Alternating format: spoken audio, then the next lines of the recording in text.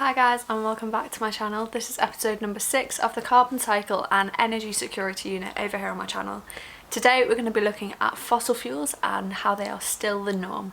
So if that's what you're here for, great, stick around. Please do subscribe down below. I upload one of these every Monday at 4:30 p.m. because it's exactly what I wanted during my A-levels myself, and so I'm making it for you guys. So stick around and let's get into it.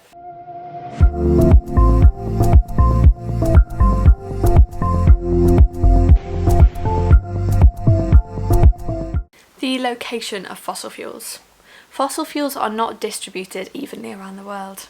Their location is determined by underlying geology. Coal, oil and natural gas all formed under past geological conditions, which determine where in the world they are found.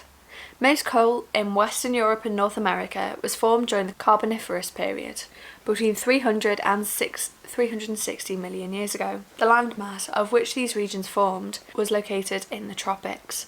Successive layers of rainforest-type trees within swamped forests accumulated as they fell, and were then transformed under the pressure of overlying strata into seams of coal. Oil and natural gas are generally younger than coal, and were formed in the Mesozoic era, between 250 and 260 million years ago. Like coal, they are organic in form, forming from fossil remains of plants and animals that had died, and were buried under alternative layers of mud, later becoming shale, and sand becoming sandstone, on ocean floors. Heat and pressure then converted these fossil remains into oil and natural gas, which accumulated in the porous sandstone. Subsequent earth movements trapped pockets of the oil and natural gas within the sandstone, capped by non-porous shale, where the rocks had folded or faulted. Fossil fuel on demand. As more countries develop, the global demand for different sources of energy is increasing. The primary energy source used by different countries change over time, but fossil fuels still make up 86% of the global energy mix. The global consumption of different energy sources has increased by about 50% since the 1990s. It is China's rapid economic growth that has largely driven this increase, with, for example, Chinese oil consumption doubling between 2000 and 2010. It's expected that China's demand for oil will continue to increase at twice the global average, so that by 2035, China will be the largest energy importer. The problem is the mismatch between where fossil fuels are found and where the demand is for them. China has the world's 14th largest oil reserves. That's only 10% of Canada's, so it still needs to import huge quantities of oil. It is now the world's second largest importer, behind the US. Energy pathways. The 4,188 kilometre long ESPO, East Siberian Pacific Ocean Pipeline, exports crude oil from Russia to China, South Korea and Japan. It was built by the Russian energy company Transneft and was completed in 2012. Transneft also operates the pipeline. ESPO is an example of an energy pathway, the flow of energy between a producer and a consumer. Other methods include transmission lines, shipping routes, road and rail. Transporting natural gas by pipeline is efficient and increasingly international. Some of the world's largest pipelines carry billions of cubic metres of gas across thousands of kilometres. These pathways depend on multilateral, between many countries, and bilateral, between two countries, agreements. For security reasons, when companies like Russia's Gazprom export 80% of their gas to Europe, they try to avoid transit states whenever they can. For example, the Nord Stream pipeline runs 1,200 kilometres along the bed of the Baltic Sea, and the South Stream pipeline runs under the Black Sea to Bulgaria. Other major pipelines. The Yamal-Europe pipeline, a 4,107 kilometre gas pipeline that runs from Russia through Belarus and Poland into Germany. The Keystone XL Oil and the Rockies Express. These are gas pipelines between Western Canada and Nebraska and Ohio in the northern USA. The Trans-Mediterranean, a 2,475 kilometre gas pipeline from Algeria to Italy via Tunisia and Sicily, with a branch into Slovenia. The West-East Gas Pipeline Project. This connects the natural gas reserves in the Tamin Basin in Xinjiang, Western China, and in Turkmenistan, with the growing energy markets of the Yangtze and Pearl Delta regions. Trade flows and shipping routes. About half the world's oil is moved by traders travelling on fixed shipping routes.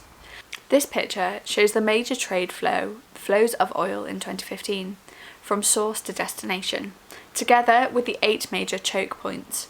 Over half the world's oil goes through these choke points, a narrow sea channel or convergence where key transport routes can easily be disrupted. For example, 20% of the world's oil passes through the Strait of Hormuz, a 39-kilometre wide stretch of water between the Gulf of Oman and the Persian Gulf. If choke points are blocked or threatened, even temporarily, energy prices can rise quickly. Oil transit choke points are a crucial element in global energy security. Disrupting energy pathways. Securing energy resources involves geopolitical factors concerning ownership, uses and control. Any disruption to pathways resulting from militant action, including piracy, natural hazards and political conflict, can undermine energy security. In December 2015, the International Maritime Bureau reported piracy attacks along the Strait of Malacca between Malaysia, Indonesia and Singapore. This is the world's second largest choke point for oil and gas by transit by tanker.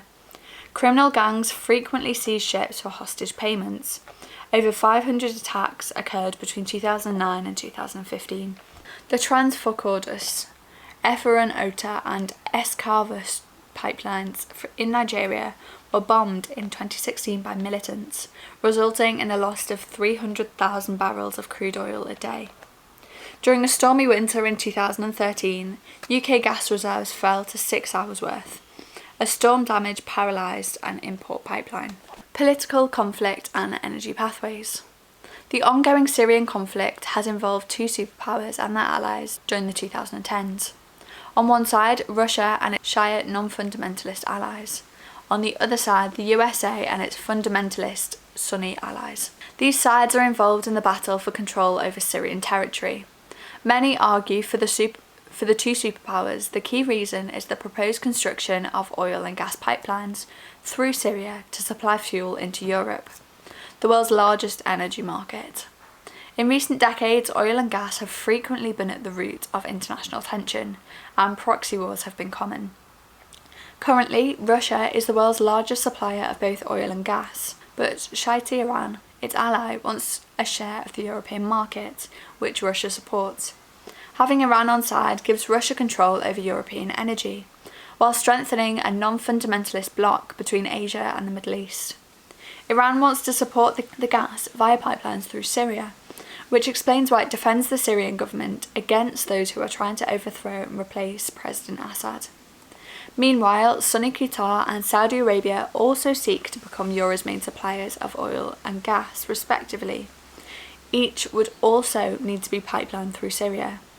Qatar and Saudi Arabia are US allies, which explains why the USA and its allies are happy for Al-Qaeda and other jihadists to conquer a strip through Syria, over which US companies would build pipelines, allowing other US companies such as Exxon to market Middle Eastern oil and gas in Europe. Developing unconventional fossil fuels. Geologists have been predicting peak oil for some years. This is that oil supply will reach a global peak before declining sharply. The argument is that the world has finite reserves of coal, oil and natural gas, so fossil fuels may be reaching an end. However, Canada now exploits tar sands to boost its energy security, and an abundance of shale gas in the USA produced by fracking has brought an energy boom. At the same time, geopolitics can make access to resources difficult, or cause the prices of oil and gas to increase, making unconventional fuels like shale gas more economically viable. Unconventional fossil fuels. These are produced using different methods to those that are used for conventional fossil fuels. Deep water oil.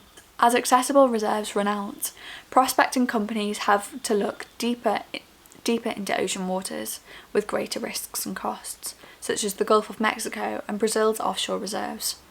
Tar sands, also known as oil sands. They are naturally occurring mixtures of sand, clay, water and a dense viscous form of petroleum called bitumen. Canada has 73% of known global stocks.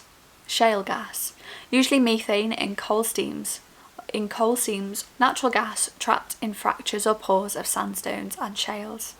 And oil shale, deposits of organic compounds called kerogen in sedimentary rocks that have not undergone sufficient pressure, heat or time to become conventional oil. The USA has 77% known global reserves. Canadian tar sands. Canada has the world's largest reserves of tar sands, with 3 major deposits in Alberta, Athabasca, Cold Lake and Peace River deposits. Together they cover an area larger than England. Extracting the oil is expensive and difficult, but it helps to improve Canada's energy security. Tar sands are extracted by open cast mining. The extracted material is crushed and mixed with water, and the bitumen is separated before it can be used. Tar sands can also be pumped out. High pressure steam is injected underground to separate the bitumen from the sand. Exploiting tar sands involves several key players and brings various costs and benefits. The players. Government. Alberta Regional Government and Canada's National Government promote tar sands for energy security and economic development. Alberta's government says, experts say the world will depend on fossil fuels for the foreseeable future. With the 3rd largest proven reserves in oil in the world, Alberta must meet global demand while ensuring sustainable and responsible extraction. Oil companies. Local and international companies include Syncrude, Suncor, Shell, ExxonMobil and BP. Syncrude says that as a large producer of crude oil from the oil sands, Syncrude has a tremendous and positive impact on the economies of Alberta and Canada. Environmental pressure groups. Greenpeace called for an end to the industrialisation of Indigenous territories, forests and wetlands in northern Alberta, and local communities who experience the costs and benefits of new jobs in an area where employment is otherwise limited, and local businesses benefit from the trade. Fears over pollution of the Athabasca River, atmospheric toxins and increased incidences of rare cancers and autoimmune diseases. Disruption to traditional ways of life. The area is inhabited by many Indigenous people. Gambling, substance abuse and crime have also risen, and there is now a housing crisis as thousands of workers have been shipped in. The costs. It's only viable when the price of crude oil exceeds $40 a barrel.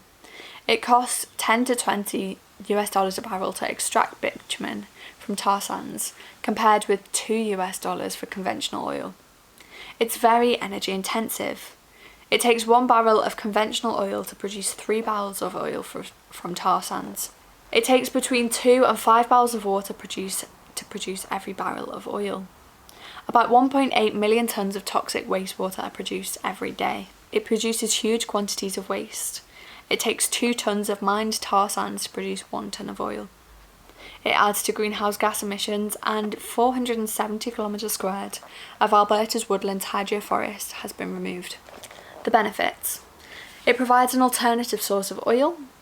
By 2030 it could meet 16% of North America's oil needs. It offers energy security for Canada and the USA. 28% of Canada's oil is used in Canada and 70% is exported to the USA.